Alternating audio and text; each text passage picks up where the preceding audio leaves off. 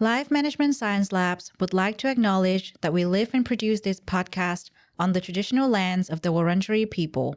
We'd also like to acknowledge the traditional owners of the lands of our listeners and our international colleagues. We'd like to pay our respects to their elders, past, present, and emerging.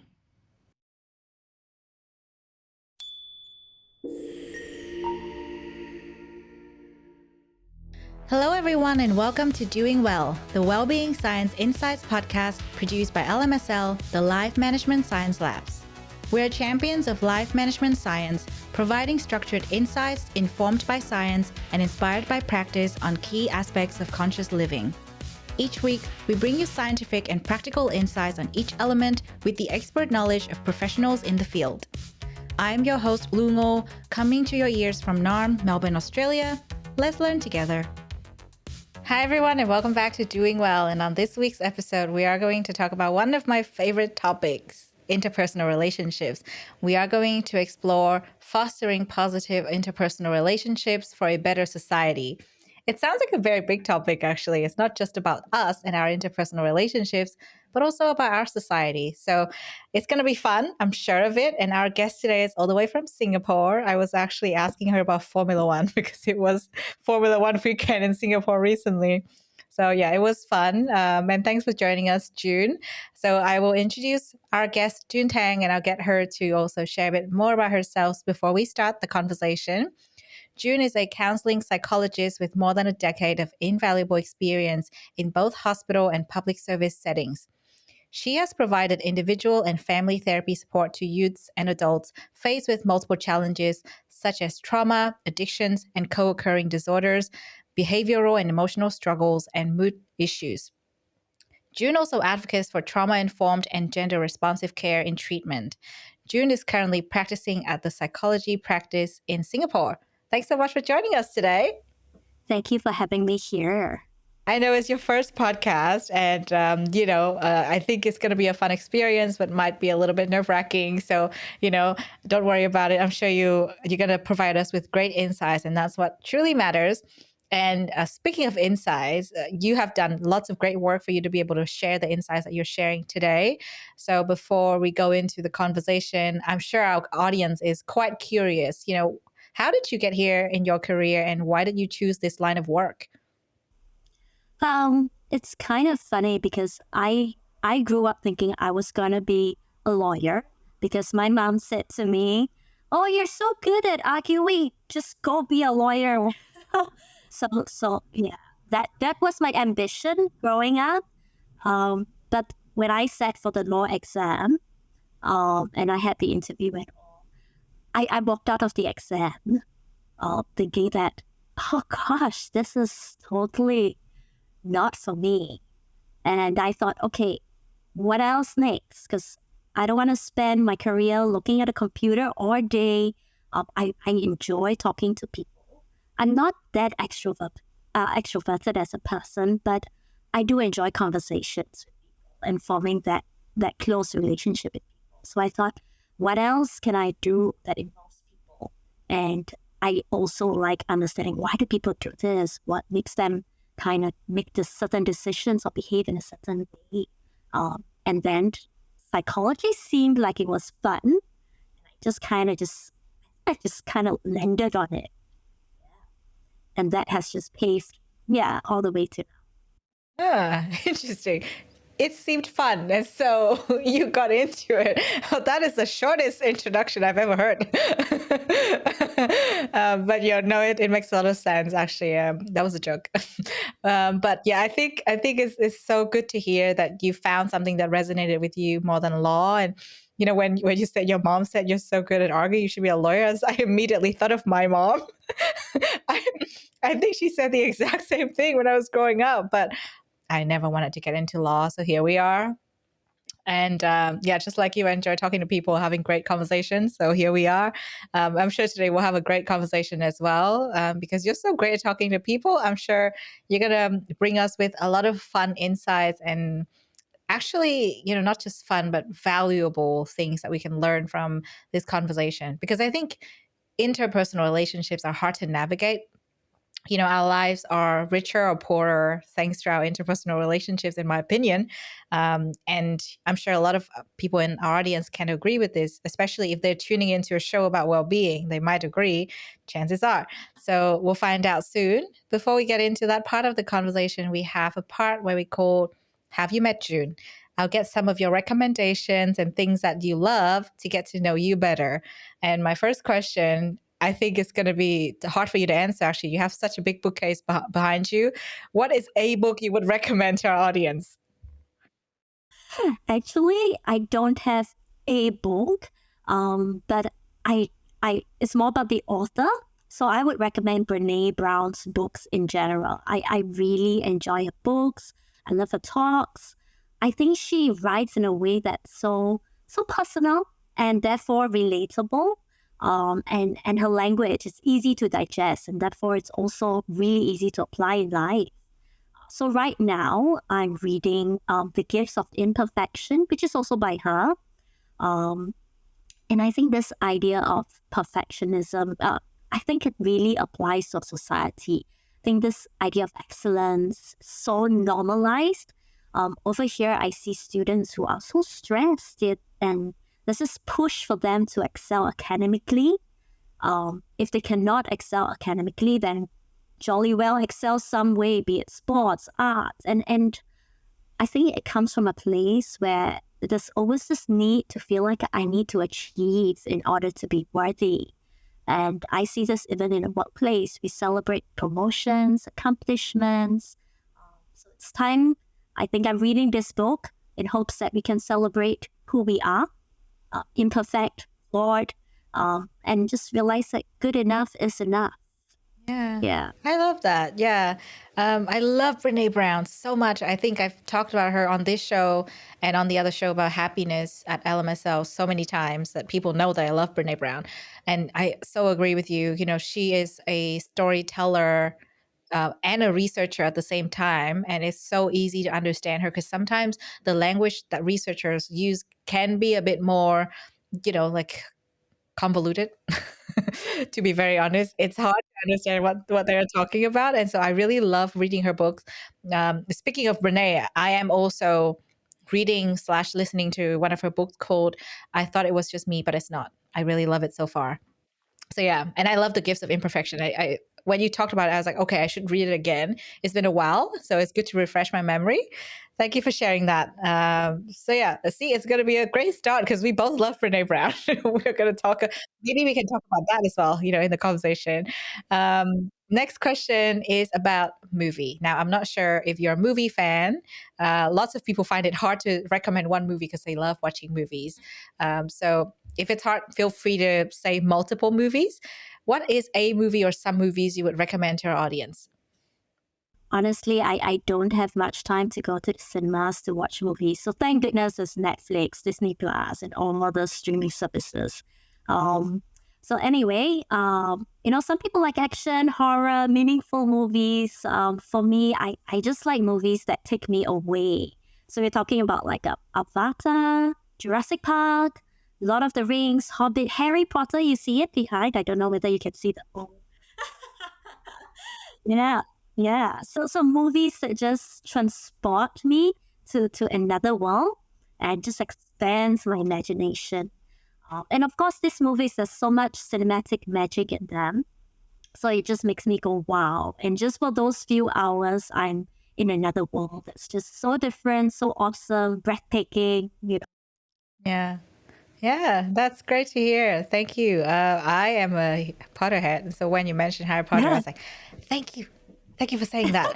uh, but yeah, you recommended multiple movies that I think a lot of people also love. So yeah, thank you for doing that. And it's just like the love of movies is for everyone, even if you don't have a lot of time. Next one is about podcast. I'm wondering if you actually listen to to podcast yourself, given that you don't have much time. And if you do, what is a podcast you would recommend to our audience? Did you see that very shippish smile?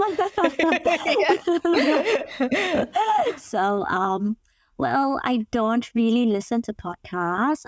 But I've only kind of picked it up and discovered it recently. So I've listened to a handful like tech podcasts, but that's also because I'm into the tech talks. Um, but I have to admit, as I was preparing for this, I listened to many of the Doing Well podcasts. And I would recommend this. You've got a wide range of topics that are based on science, so it's really interesting. So yes. Thank you. Oh, thank you so much. We love that. Yay. We've won we've won you over. Great to know. Um, okay, so now next one, I would love to know who your role model is. I know in the questions we sort of said famous, but I know that a lot of us don't really have famous role models, but rather people that we admire, in our circles, or people that we've worked with or come across in real life. So who's your role model? I can't really pick just one person who's been this role model for me. I think there are many people in my life who inspire me, influence me. So there really isn't just that one role model.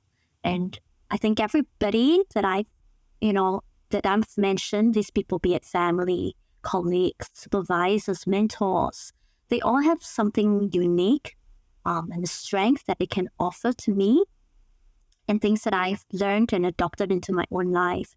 So, and I also think it's not so much about modeling myself after just that one person. I think I'm kind of remodeling myself constantly to be that authentic self. I think I'm a work in progress. I love that. Yeah, I totally resonate with that personally. And I think we are continuously learning from, people in our lives and new people that we discover. And that's the joy of life, right? Especially, in interpersonal relationships, which is today's topic. And I have to say this because it's related to today's topic.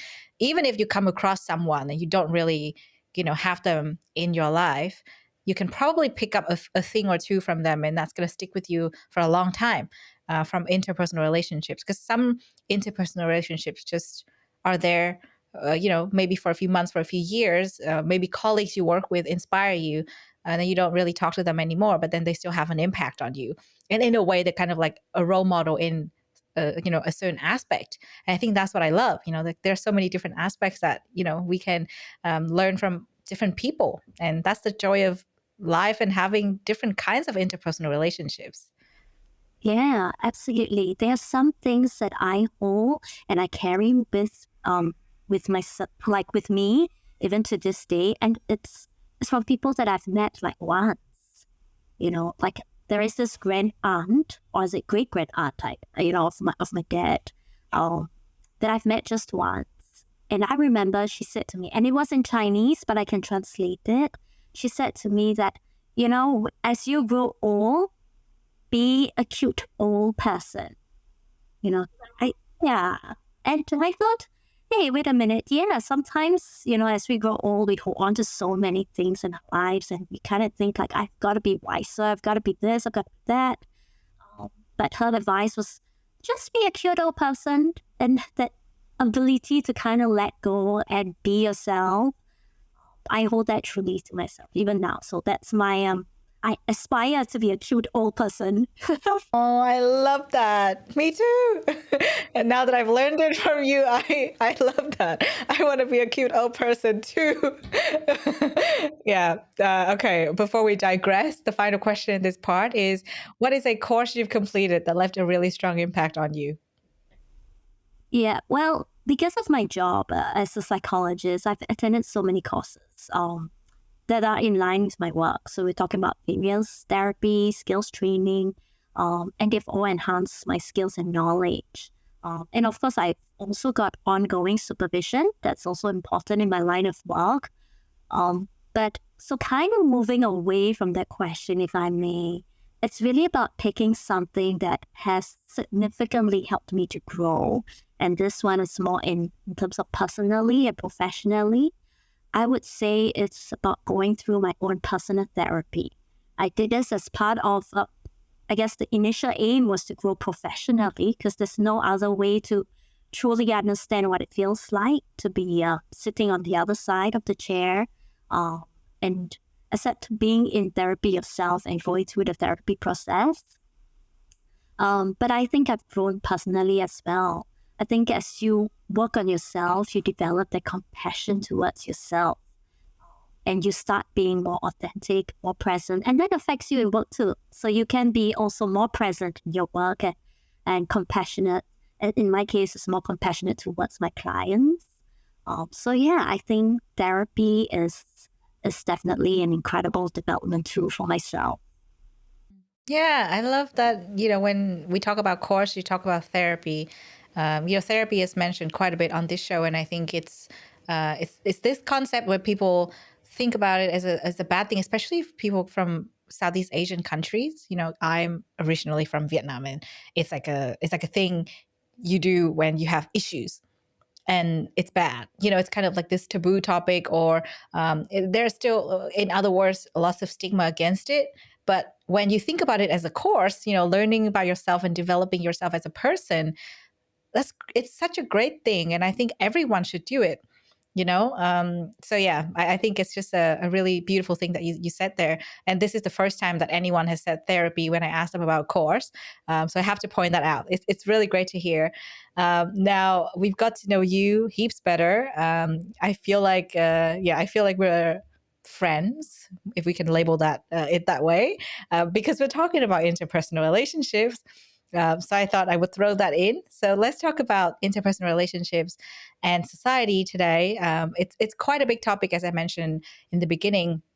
But I guess, in the context of well-being, we always look at ourselves in the context of this world. Our well-being is not just ours, but it affects so many other things, right? Because I truly believe that when we take care of ourselves, we are able to be a better person, not just for ourselves, but for people around us, and then for our society. And we all play our parts.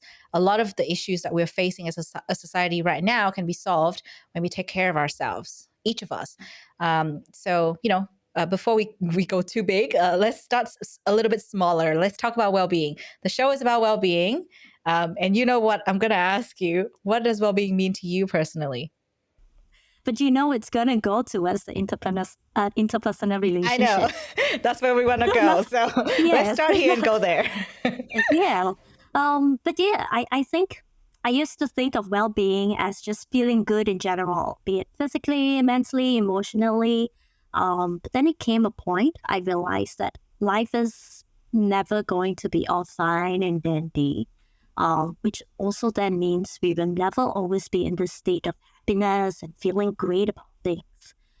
So I found that definition of well-being something that I found that was pressurizing for myself. And it was so hard for me to say to someone, especially the people I work with in my line of work, is that, hey, despite all that's happening in your life, let's just work towards happiness and let's just be satisfied. Because that is just unrealistic and it adds pressure on my clients. It's as if I'm saying, hey, your life sucks and you've got multiple problems to deal with. But despite all that, try to be happy and feel good, okay? So now I define well-being as not the absence of problems or unpleasant emotions. I see it as encompassing three things. One is about having that acceptance that, despite what I'm going through, my life may suck, I maybe feeling miserable, lost, I can be present to that and I can accept it is okay that I'm not feeling great and I'm not feeling happy. And two, I think it's about holding hope and gratitude. Now, in good times when things are going well, it's so easy to say that I'm hopeful, I'm thankful. But I think that these elements are more important in moments of darkness because it is what brings light in those moments. And I think that hope and gratitude are like seeds you've got to plant and you've got to continue to tend to them so they can grow. And it is what's going to bring that little moment of wonder, maybe even joy, and that sense of wellness in the midst of suffering. And the third one is being nourished. Now, I don't mean this in terms of eating well, although I am thinking about food because it's close to lunchtime over here. Anyway, I do believe that our minds and bodies are interconnected. So, of course, eating well definitely plays a part in how we feel, right? But I really mean living a life where you are doing things that nourishes you, that allows you to grow, find meaning, and really live life. So, and this may mean very different things to different people. So, for some, it is about having that spiritual nourishment. As for me, I think it is about having that sense of connection to myself and to others. Ah, you just touched on our topic today. You know that, right? That's what you were kind of getting towards, especially when you're talking about connections to yourself and others. Yeah. Okay. I won't get too caught up in that just yet, because I have one more question about well-being. Now, your definition is, I would say, quite wholesome, in my opinion. It has a lot of different things that. We probably don't look at when we think about well-being, but I've been hosting this show on well-being for almost 2 years now. I've learned a thing or two about well-being, and I think it's really good that you talk about it's like a mosaic of little things. It's not this one big thing that you achieve for your well-being. You have to pay attention to a lot of different aspects in life, and I guess when you talk about hope and gratitude, that struck a chord because I think it's not something that we think about on a daily basis. Sometimes we take it for granted, especially when we talk about gratitude. I think we take little things for granted, which is why the gratitude list can be quite short, while it could be much longer, for example. And I think that's from my personal reflection and opinion, because I've been doing this gratitude practice with a group of friends, and especially with this one friend that I really love, and we kind of call each other and we would share our gratitude list verbally, and it helps so much. And this is in the context of both gratitude and interpersonal relationships. It's such a great thing. I have to mention it because it's like this thing that we don't talk about very often. I think when it comes to working on our well-being, which is kind of thinking, oh, like we have to like do it ourselves and separate that from the rest of the world. And I think that is, in my opinion, one of the biggest misconceptions people might have about well-being. Maybe some don't, but I know that others do. They think that like I just need to work on my gratitude list, keep it for my for myself, and that's enough. Or like I work on my own well-being, I nourish different aspects of my life, and that's enough. Like I don't really need to share it. And I think it's related to today's topic, isn't it? It's not just what you do for yourself, but when you connect and share that with other people, it amplifies it and it improves your well-being way more than you could ever think. Sometimes we have this tendency to kind of close ourselves off from the world because of whatever reason, and it happens to most of us, if not all of us, sometimes. But I think it's not true. Like you can keep it to yourself and work on your well-being as you wish. That's a good thing. But I truly think that sharing it, and working on it with others would help it even more. Absolutely. I totally agree with you. Yeah. And actually, I was going to say that sometimes people feel like, oh, there's just that one way that I have to achieve my well-being. And sometimes it's about meditation, but and I've got to do yoga and that kind of stuff, which is great. Some I do those too, but sometimes it's just not for everybody. So I absolutely agree that there's just no one way to achieve well-being. Yeah. So those are two little things that we have noticed ourselves when it comes to misconceptions of well-being. Now, you've worked with a lot of clients, in your practice, and I believe even in your life when you interact with people, you might have paid attention to how people think of well-being or how they carry themselves. What do you think to be some of the biggest misconceptions people have about well-being? Yeah, so it's very similar to what I've said earlier. I think I also hear just like how I had a misconception about having to feel good all the time or be problem free. I think even my clients or people around me tend to think it this way, that if my life and it's filled with problems at this point, I cannot achieve well being. And I think that's a big misconception. I think it's more about despite these, I can still work towards having well-being. Yeah, definitely. That's such a big one, isn't it? And I think that's been addressed on this show before. It's kind of a work in progress, and it's a journey rather than a destination. And I think a lot of people think of well-being as a destination. Oh yeah, once I get there, I'm good. But then life happens, things will change, and maybe this month, this year, the past 5 years, well-being has been great, and that's a good thing, but it doesn't mean that it will not fluctuate. And so I think continuously working on it is an important thing, like taking care of ourselves, keeping the gratitude list every day. It sounds like such a boring thing. If you do the same thing over and over, right? If you're just like, I'm grateful for my dog. Today you say that, and then tomorrow you're like, I'm grateful for my dog. You're repeating that kind of, and you're kind of like, oh, that's boring. I keep saying the same thing over and over. But that's the point of well-being. You got to keep looking at these things over and over again, and it's a daily thing. It's not like a yearly, okay, this year I'm grateful for, and then that's it. So I think that's a really important thing that I'm also trying to remind myself to do. Like writing the gratitude list once a week is good, but writing it daily is even more helpful, and that's what I'm telling myself. Yes, it is a practice, isn't it? Yeah, definitely. It is Yeah. one of the most recommended practices on this show, but we'll go into practice a bit later. Now, let's talk about interpersonal relationships. I think it's safe to say that most of us in the audience, and myself included, we know what interpersonal relationships are. Maybe for those that are kind of new to this, you can help them to define it.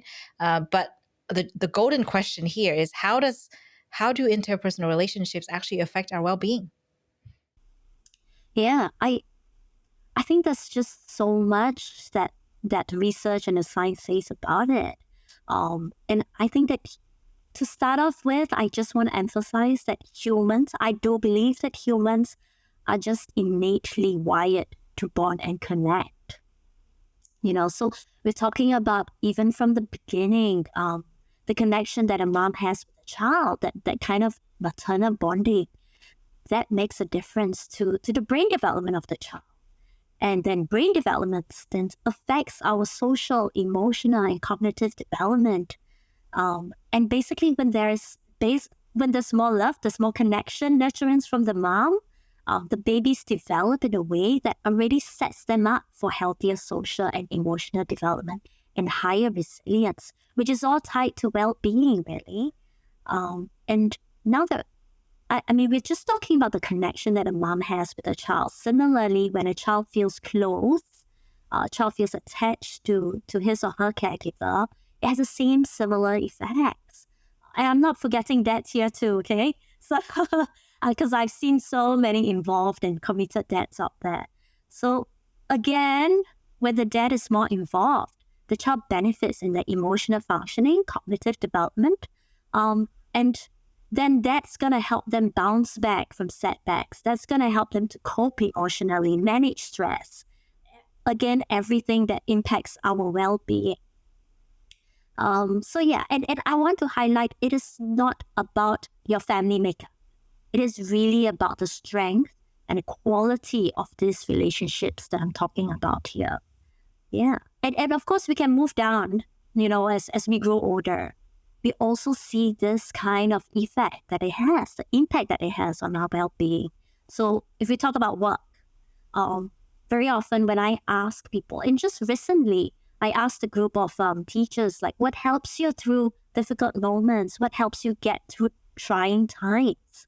And that answer was, well, just having that one or two colleagues that I feel I can turn to, so just having that social support helps them through all these times. And we know that social support is tied to positively correlated with job satisfaction. And that in turn also that affects our personal well-being because our jobs, are so much a part of our lives. Yeah. So yeah, and there's so much I can talk about. I mean, if I talk about just marriage and when I always laugh when I read like articles talking about how marriage leads to better health, helps one recover faster from physical health condition or something, I will laugh and tell my husband, haha, see, you owe it to me. You owe it to me that you can live longer and you're healthier. But yeah, I do wonder, right? Because there's just so many funny, annoying little things that your spouse does that makes me wonder, like, how is this not going to cause me more stress and shorten my life? you know? But no, I think what it seems to point towards is this idea that when you are connected to someone, when there's an important relationship in your life, that social support, somebody you turn to, we are all physically and mentally better off. But I'm not advocating for every single person to rush into marriage, yeah. Because the science has also shown that being in an unhappy marriage or having negative relationships in general, it has the reverse effect on our well-being. Yeah. Well, thank you for pointing that out, because otherwise, it is a joke. But yeah, otherwise, a lot of people will rush into marriage straight after this so they can live longer. No, it might not be true. I think it's also the quality of the relationship, right? Because that's the caveat that we are here to talk about, because we're not talking about just having interpersonal relationships. A lot of people have a lot of connections, and one kind of relationship we haven't mentioned yet, friendship. That's so important. Yes, absolutely. Absolutely. Yeah. So again, when there was this show that I watched actually, whereby they asked this group of ladies, like, what helps you, to grow old happily in that sense. And it was really, in every single one of it, it was really about having that community, that friendship that they have. Yeah. I think on another episode we covered friendship, and we were talking about how the quality of the friendships really matter. And, sometimes it's not about having 50 friends, but perhaps 5 friends you can really count on and really add values to your life. And that's more important than the number. And I so agree with that, quality over quantity any day, because I think very similar to your marriage example, stressful friendships can just break your mental health as easily. And, like, you want to have nourishing relationships, just like the word you were using when you were talking about well-being. Like, these relationships, all the interpersonal relationships in our lives, they should be nourishing to our well-being rather than detrimental to our well-being. And it is really subjective. It depends on each person. We need to be the ones evaluating how valuable each relationship is to us, and whether it adds value in certain ways. And I think sometimes there's a lot of resistance, like, oh, like, I need to do this to be nice to this person or to keep them in my life. But really, do you have to? And you mentioned authentic self.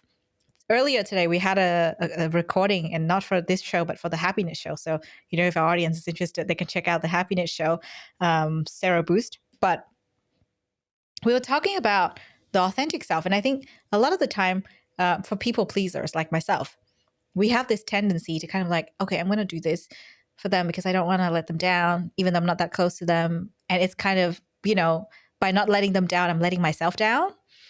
And, like, I'm still learning. I'm not perfect at this. And I catch myself doing this all the time. And I'm like, oh, I didn't want to do that, but I kind of had to. And I don't want to fill my social calendar, but I kind of have to.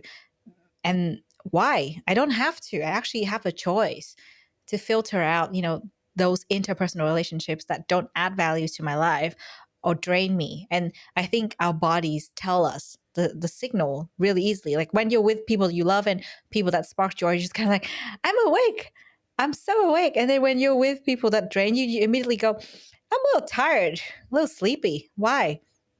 Obviously, there's a difference between actually being tired and being drained. So you got to pay attention to a lot of different kinds of cues.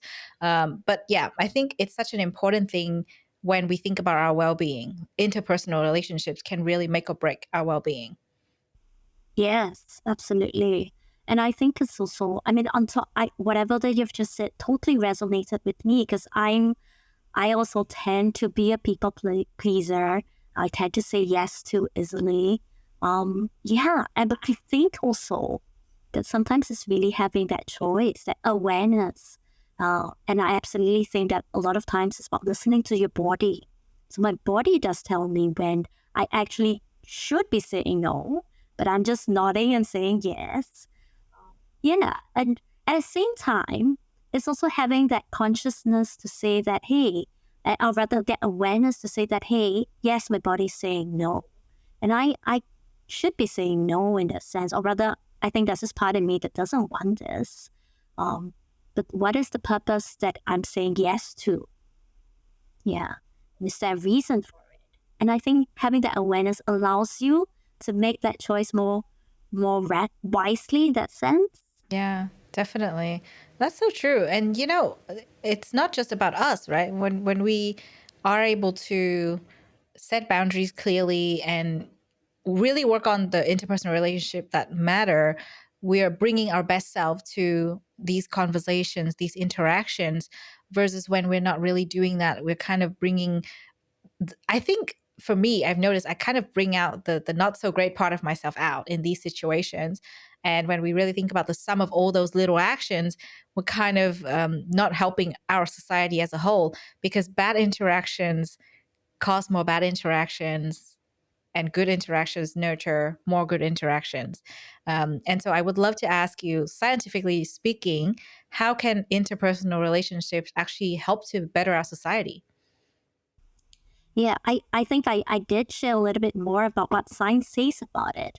But I would like to also then state that I think that in terms of better society, it's really about having that ability to empathize.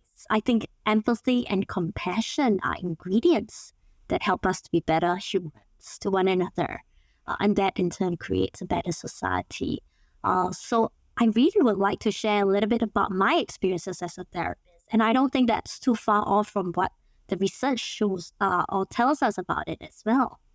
So in my work, I I dare say that almost everyone who comes to me, even though that may not be the presenting problem, but a lot of the issues were related to their interpersonal relationships.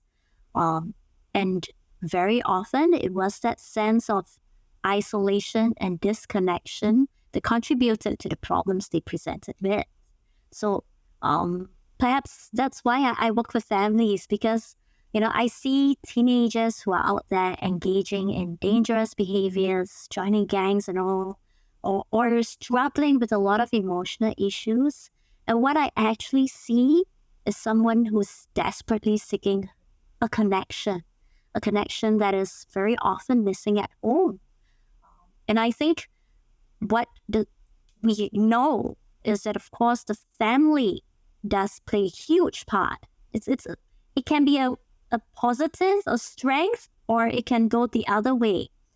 And I'm saying this, I'm not trying to put the blame on parents here. I think society already tends to place such heavy judgment on parents. I'm a parent myself, and sometimes I feel like I'm being judged on whether I'm doing the right things and all. But I think it's not about judging parents and whether they're good or bad parents, or whether they're doing too much or too little. I think a lot of parents try the best. I think we're really talking about a system issue, something that's intergenerational, things that, as a parent, you may not be aware of or have any sort of control over. So for example, we've got parents who themselves have felt disconnected from their own parents. And now they're thrown into this position where they have to learn how to connect with their child, and they may be at a total loss. Yeah. And I guess on a positive note, I think I've witnessed how relationships and connection have such healing qualities. They play such key roles in someone's recovery and well-being. So I used to work a lot with people who suffer with addictions. And we know addictions is something that's very chronic. It's not easy to combat. But I've seen how beautiful their lives can become when they have found this community that allowed them to flourish, or where they repair relationships in their lives that then give them the profound strength to walk away from their addictions. So I really can give you so many examples about that. But I think that it's that sense of connection that gives us the ability to have those ingredients that I was mentioning about, which is to empathize and to be compassionate. Yeah. Definitely. I think if we don't have good and high quality interpersonal relationships, it's actually quite hard to nurture that sense of compassion that you were talking about, because a lot of people, they have quite a shallow relationships. And this is based on my personal observation. Obviously, I haven't done the research myself, but based on personal observation, I've seen that when people I know have shallow connections, they don't go deep, and therefore they don't really have that sense of compassion, empathy, and it causes the same sort of, like, it's a vicious cycle. They don't nurture quality relationships or interpersonal relationships in general because they don't know how. There's no sense of empathy and compassion, and it's all like at this surface level, which is quite hard, and which is why we have this current, I think, epidemic, as it's now called, loneliness. And you mentioned this point in your previous answer, where you talked about, lots of people are feeling this sense of isolation, and it's such a big problem nowadays. And I think we've talked about it on another episode. I think recently, not that long ago, we mentioned loneliness briefly, but today we're here to talk about not just well-being for ourselves, but well-being for our society as a whole. How does loneliness actually affect our well-being, individually, and then as a whole, as a society? It's interesting that you call it an epidemic. Because yeah, when we talk about epidemic, we really talk about like the society, isn't it? And it's almost what you're asking is it's really that this is so pervasive, and how is this really affecting us as a society? And I think to look at that, we do need to also look at what's going on. What's the system that we are living in that's causing this sense of loneliness that's so prevalent? I I have to admit I don't have like all the answers to it. But I think that one thing that I can think of, sorry, that's my dog. That's okay. We love a special guest on our show. Yeah, so my dog helps me feel less lonely, or There you rather go. alone. Yeah, exactly the point of this part of the conversation. Your dog really knows your dog really chooses when to participate, and it's perfect timing. Yes, she's saying that, hey, don't forget me here. Yeah, it's not a loneliness Yes, epidemic. I'm here. yes, and having pets is the answer to this. You know what? It's partly true, not entirely, but partly true. Well, yes. Yes. Okay, let's come back to this. Yeah. I totally digressed. But yeah, I think I was thinking about actually technology, not pets, technology.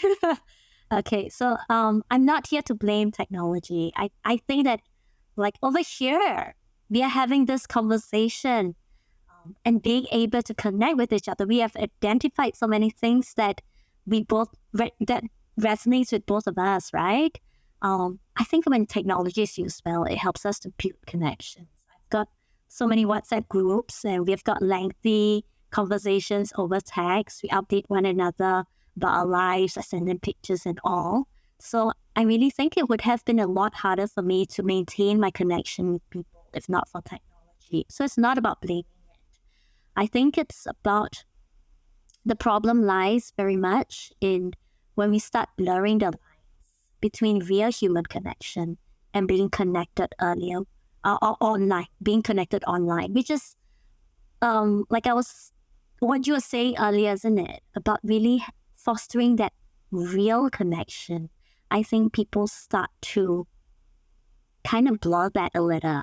And I also think it could be a chicken and egg issue here. It could be that the lonelier we are, the more we start going online because it's so accessible to seek that kind of connection. But we don't get the real connection, and then we feel even more isolated in real life. And yeah, and or it could be the other way around. We go online, we neglect our real life relationships, and we just stop bothering to build real life relationships. Instead, we go chasing followers and likes, thinking that that's a connection that could replace it. So I think the question to ask is this: do I have people to turn to who are willing to listen, to who are willing to understand and be here, even when I'm not smiling, even when I'm not dressed nicely, not posing the best clothes. Um, so yeah, I think it's really about asking yourself that. And you may be surrounded by people and have plenty of followers or likes or whatever. You can still feel lonely when you don't feel that there is that one person who you can turn to and be authentically you. Yeah. So, what you're saying is just so relatable, especially because now technology is so pervasive. And when I was talking about, loneliness being an epidemic, there's actually been research on it. I think our research team has really gathered that. Actually, sorry, not the research team from ILMS, the Institute for Life Management Science.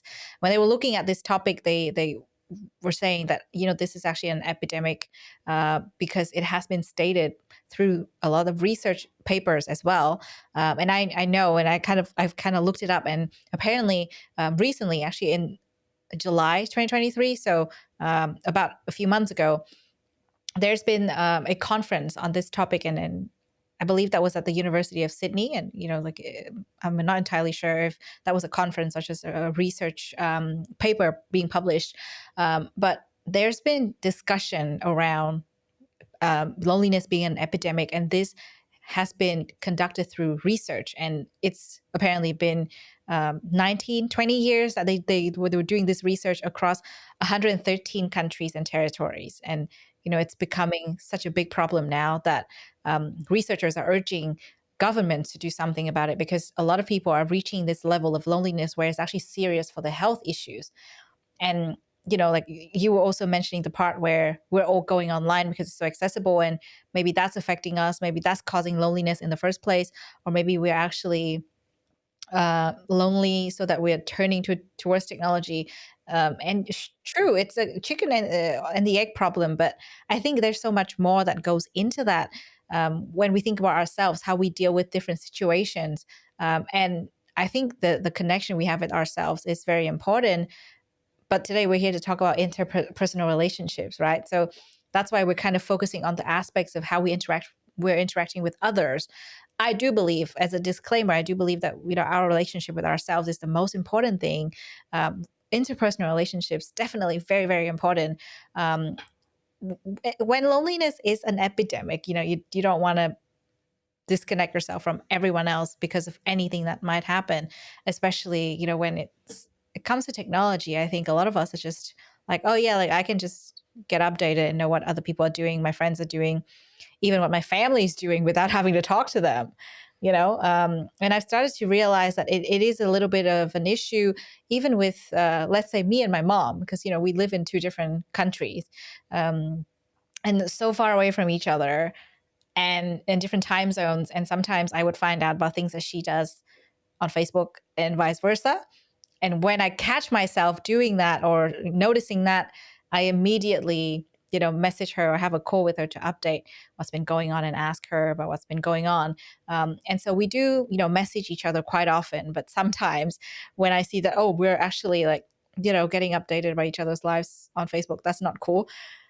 I have to kind of like make the conscious decision to register that in my mind, and do the check-in more often. And it's hard because we're always surrounded by technology and different kinds of social media, and I think it is something that we have to navigate ourselves, especially when it comes to interpersonal relationships. If we want to nurture quality connections, there's no way you can do that by staying updated through social media. I mean, social media is there and it's good, it's not a bad thing if we use it in the right way. But I just think that when we really want to foster healthy and positive interpersonal relationships, we need to make conscious choices. So that's just my theory and like my personal observation. But What do you think about this, especially when it, from the perspective of someone who's worked with, you know, lots of individuals with families? What do you think to be some of the building blocks of healthy and positive interpersonal relationships? Yeah, and I think before I go into it, I really want to say that I think that all relationships takes effort, So, I think the effort is not just about picking up the phone and calling somebody. I think the effort is also about working on yourself and kind of asking yourself, like, oh, how is it that, even for myself, I think for myself, sometimes it's just easier to just like, oh, yeah, I'm okay with this friend because I know what's going on. She just updated, right? So I don't have to make that call. But it's also asking myself, what's stopping me from doing that? Is it really about that, putting aside my own needs? That's one sometimes about like, or rather it's not about putting aside my own needs, but putting aside just my feeling of like, I don't want to, my fears rather. I think it's putting aside my own fears. I think that's a more accurate a way of putting it. Because sometimes it's also the fear that, what if that person's not available? What if I've got to, say the right things to this person? It takes effort. I think any relationship does require you to put yourself in a position where you are vulnerable in that sense. And earlier, you did mention also this idea that we also need to have that relationship with ourselves, and which is what I'm going to talk about as well. You probably realize at the end of it that a lot of the things I'm going to say is also about having that relationship with yourself. And it's not about closing people off and saying that, oh, I'm going to work on myself, so don't come into it. It's not about that. It's about understanding yourself and giving yourself that space, that compassion that you would give to someone else as well. So some of the building blocks that I was thinking about is really this idea of that willingness to be vulnerable. And I think why I say that is because we cannot truly connect with someone if we ourselves don't take that step to bring down our own walls. And to be vulnerable takes effort. Like I said, it's hard because it means you're risking getting hurt. And often we do want to protect ourselves. And in the process of that, we put up things that don't allow others to come close in that sense.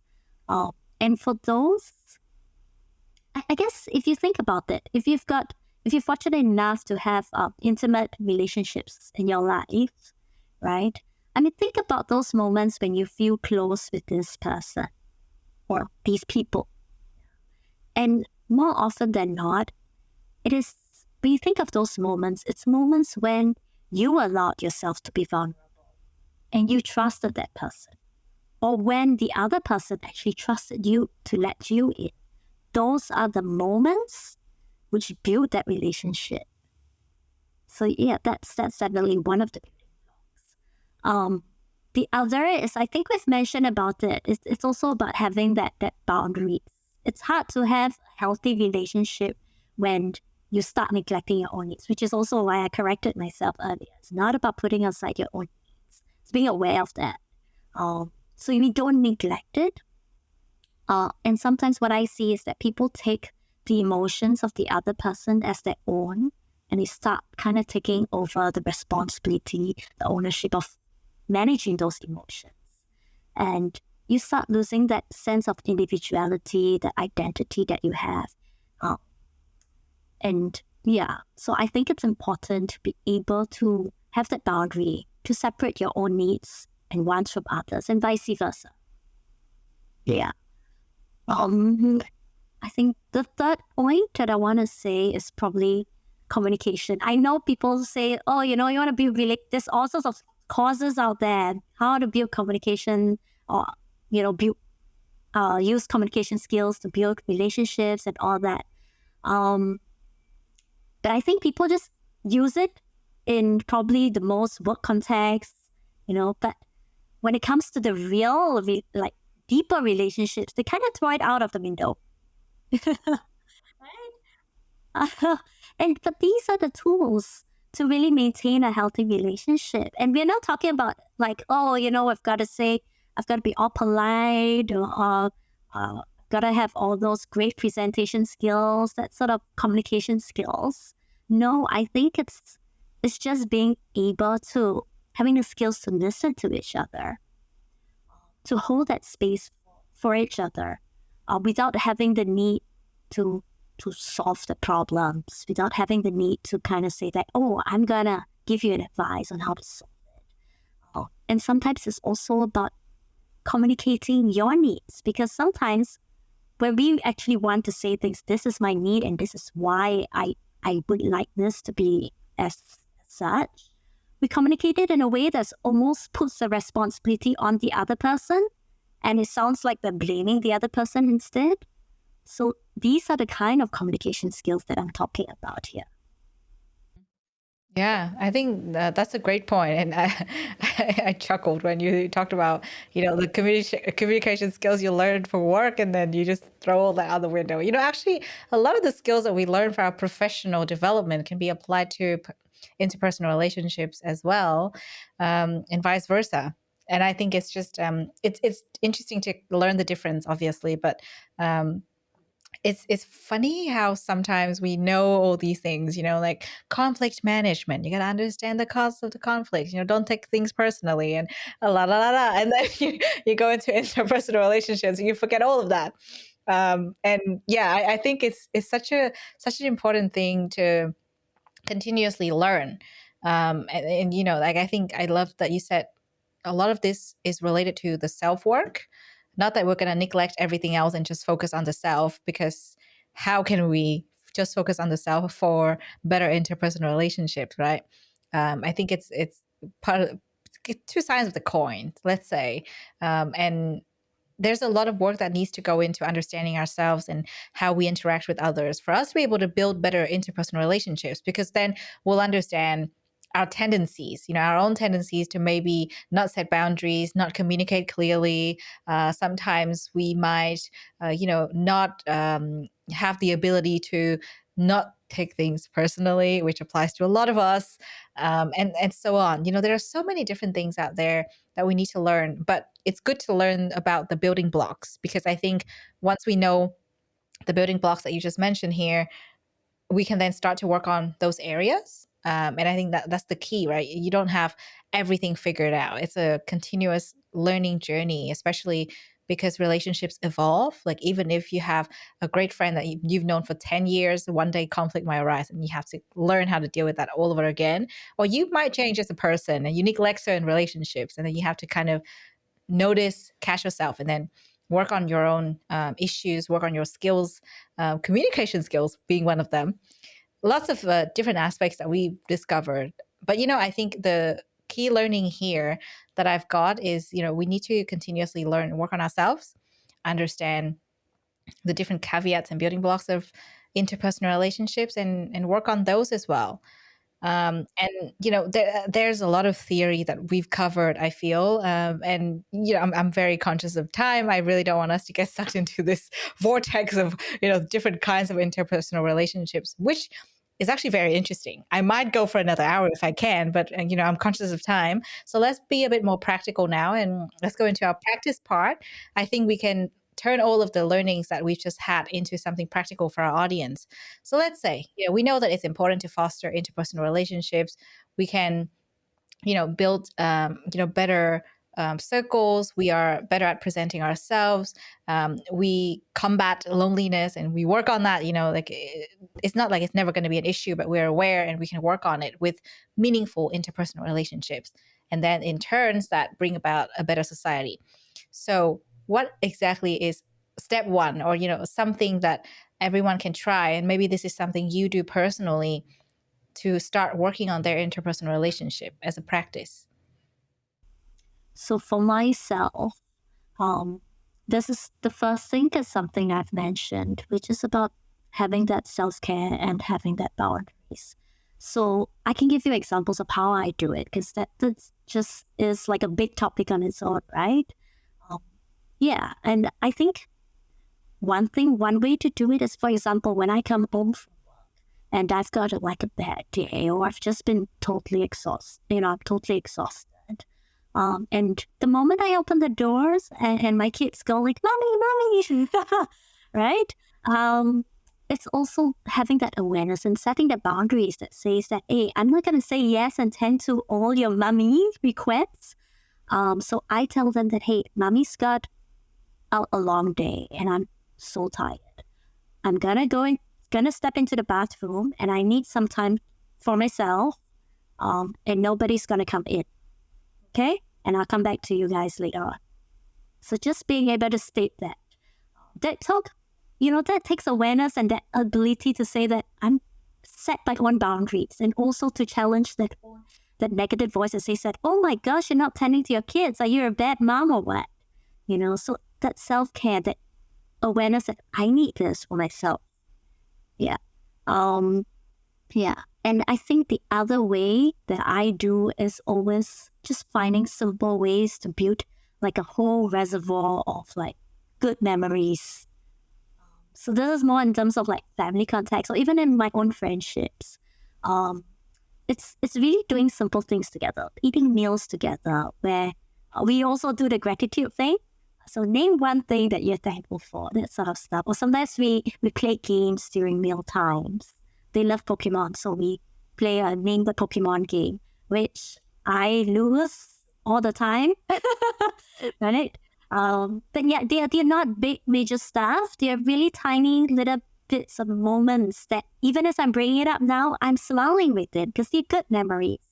We have movie nights where we bring mattresses to the living room. My friend and I, we walk dogs together. So we walk our dogs together, and they're not like huge outings or anything. They take just the morning when we just go out together. And I remember them and I recall them and I feel good about them. And I think it's important to have these, because no relationship is good all the time. If within your family, there's bound to be ruptures, bound to be moments where you're just really pissed off one another. And in friendships, there are moments where I have been really irritated, with my friends before.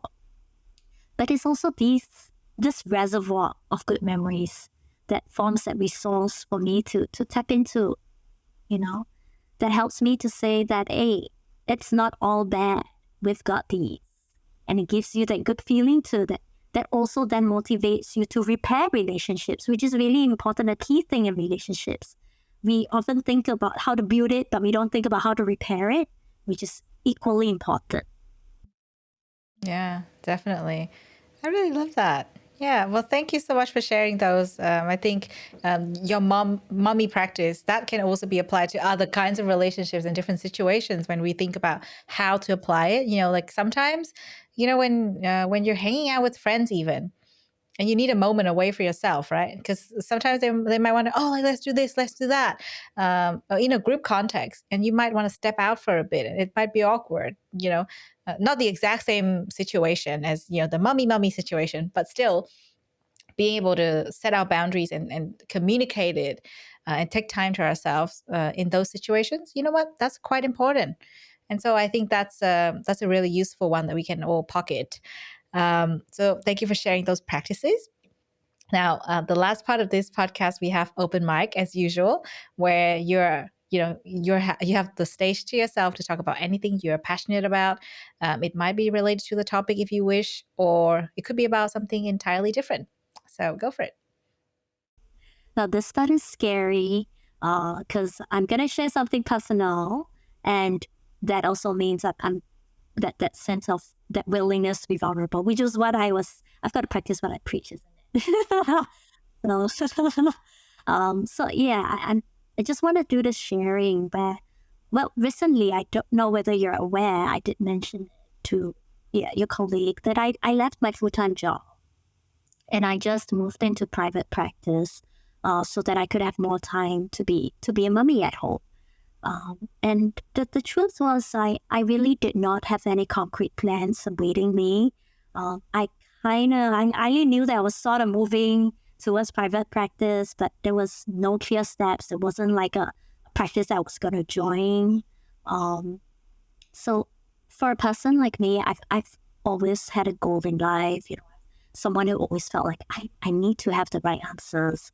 I need to look accomplished and all that sort of stuff that I believed myself to be. Suddenly I was in this position where my answers were often, oh, I'm not sure. I don't know. Whenever people ask, like, where are you heading? Where are you going to do next? As if you're expecting like something great, some grand plans, right?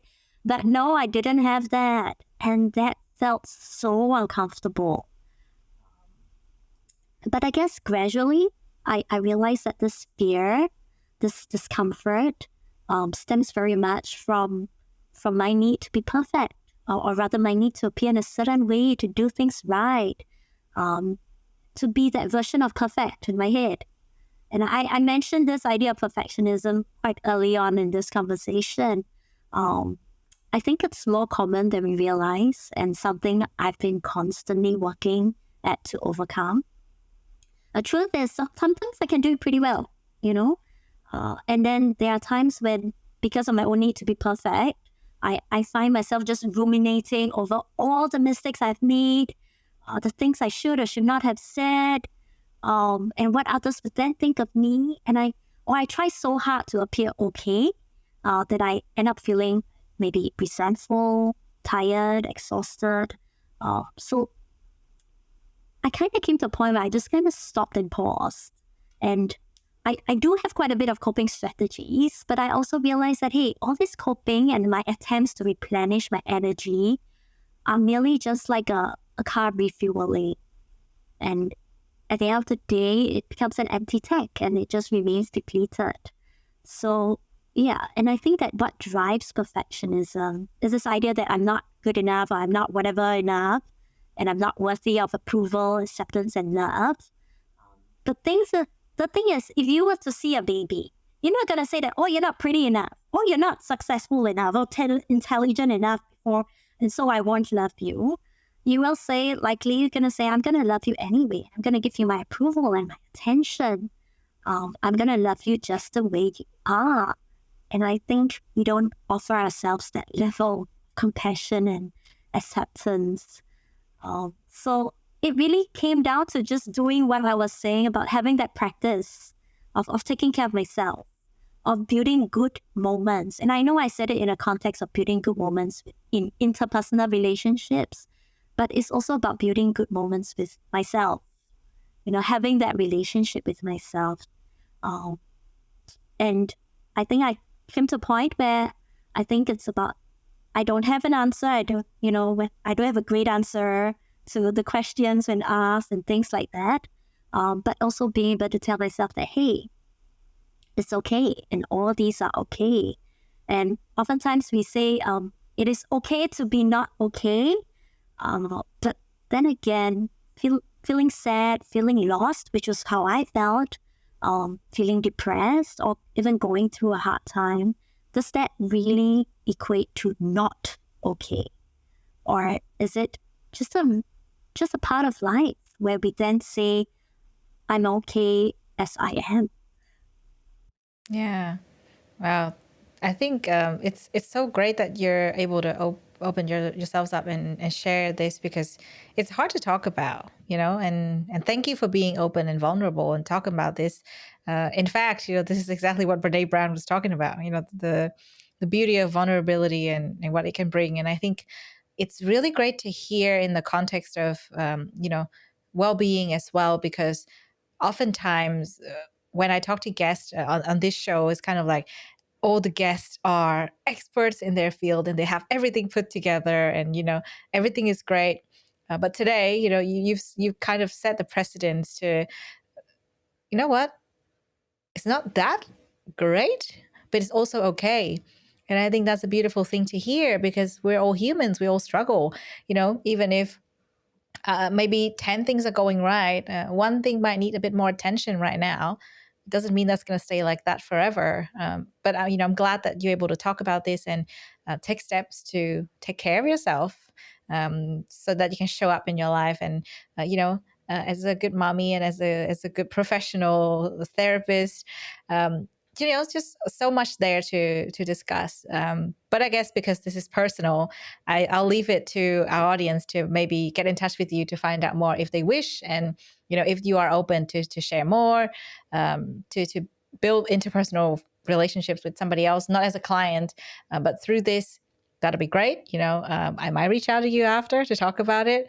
And really, it's been so fun talking to you. I honestly did not notice the time, and I was like, okay, now we really have to wrap it up. And I'm a little sad to wrap it up, but I'm also really thankful that you joined us today. So for our audience who would like to find out more about your work, where should they go? Well, I'm currently practicing at the psychology practice. They do have a great website, so you can find me there. You can reach out to them and check with them on how to reach out to me. Awesome. Well, thank you so much again for your time. And well, I think we have a lot that we've covered, and I see potential for lots of nice topics we can talk to you about. So we might have you back some other time. Thank you. I had a great conversation too. I really enjoyed this. Being my first podcast, I enjoy it. Yay, I'm glad to hear. You have been listening to Doing Well, the Wellbeing Science Insights podcast produced by the Wellbeing Science Labs, a division of LMSL, the Life Management Science Labs.